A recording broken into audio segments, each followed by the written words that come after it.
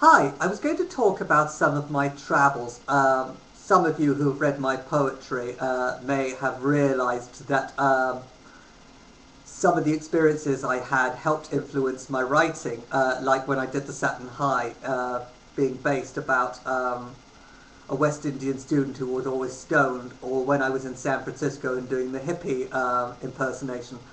Anyway, I went to Spain in 1993 and I was in a small Andalusian White Hill town called Coen. And I was surrounded by these Spanish women, including my 15-year-old sister at the time.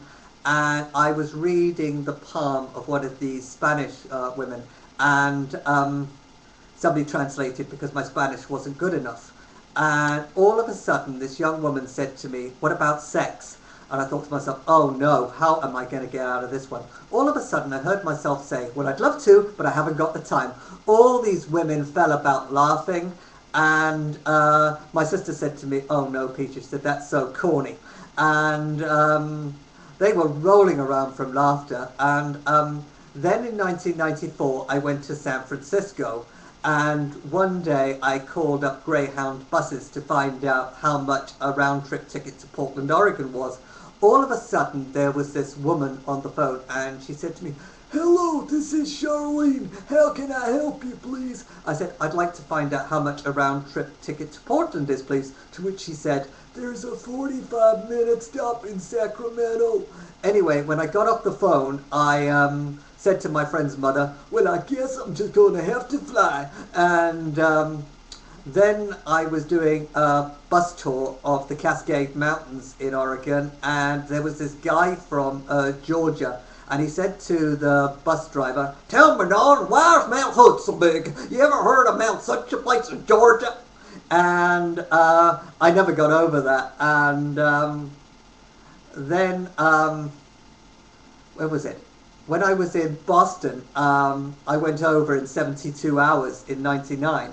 And I used to imitate the train conductor from North Station. I used to go, "Next stop, Weka, Wabasha, Low." And that always used to crack me up. And I remember once when I was in Dublin, Ireland, there had been a New Zealand v Ireland international rugby match. And I met these Kiwis and Aussies in a bar in Dublin. And one of them tried to tell me what they did sexually to sheep over in New Zealand, to which I said, "You do that here, mate." I said, "They'll stick you in quarantine for 6 months with shots all over your ass." And they liked my response. But I've had some good times traveling, and I've been to Budapest in Hungary. I didn't speak a word of Hungarian, and I seem to cope very well. And I've been over to Spain last year and this year, and that was good. But I've always enjoyed traveling. It provides me with a tremendous freedom of spirit. But there's also a lot of funny stories from personal experiences that occur. I mean, when I was in Ireland years ago, our RB had broken down in County Donegal, and finally we got this gearbox at the end of the evening, and we drove out of Donegal quickly as possible, and we were at this crossroads or something, and this little Irishman came up to us, and he'd had a few to drink, and he was on a bicycle, and he said, "Good evening," he says, "may I be of assistance?" She said, "I see that you're camping," he said, "and I wonder if you'd be looking for a place to stay." To which my mother said, "Oh, that's very nice of you." He said, "Sure," he says, "I have a field," he said, "and you're welcome to use it." And my mother said, "That's very nice of you. How do we get to it?" He says, "Sure," he says, "you just follow my directions." He says, "You go on, go on, go on, go on, go on up the first hill. Then you go on, go on, go on, go on up the second. Then you go on, go on, go on up the third." So we got to the top of the first bit, and my mother thought, we better stop and give him a bit of a break, to catch up. But he was keeping up with us in no time at all, because we could see the light in the reflection on the mirror. And we got to the second bit, and we were trying not to laugh, and Mum was trying to shut us kids up. And by the top of the third bit, we were all in hysterics. And he says, "Right," he said, "you just go down the lane and it's in on the left-hand side of the road." Anyway, the next day he comes in with cows in the field, and he says to my mother, "You're from London, are you?" And she said, "Yes." He says, "Sure," he says, "I have a sister in Wembley," he said. "I wonder if you'd give her a call." And when we were back in London, my mother called this woman and she said, "You don't know me." She said, "But I met your brother in Ireland." And she said, "Which one?" She said, "I've got 9 of them." And my mother thought, "Oh dear, how am I going to explain?" She said, "He was a short little man. They all are. He rode a bike. They all do. He wore a flat cap. They all do." And my mother was running out of ideas of what to tell this woman. So all of a sudden she said, "Wait a minute." He said, "Go on, go on, go on, go on, go on."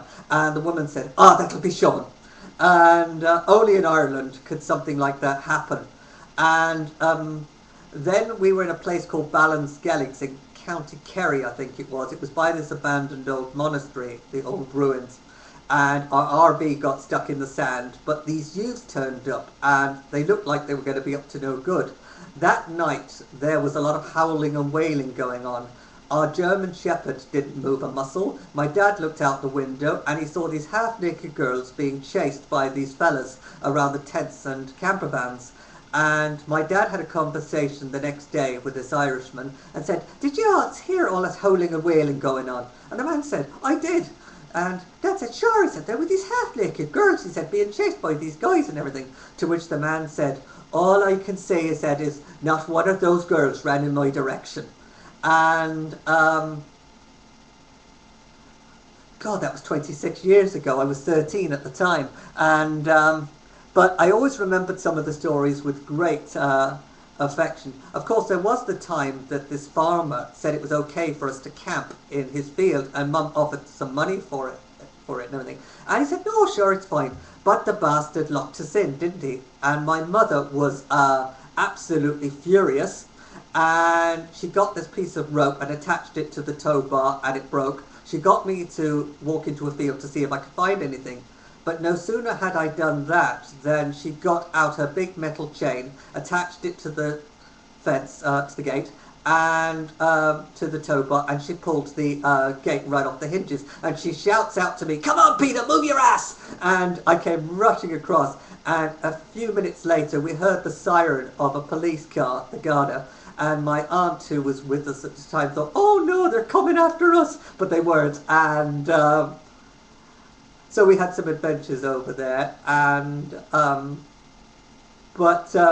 I've definitely enjoyed some of my travels. Anyway, I hope you enjoyed that now. Bye.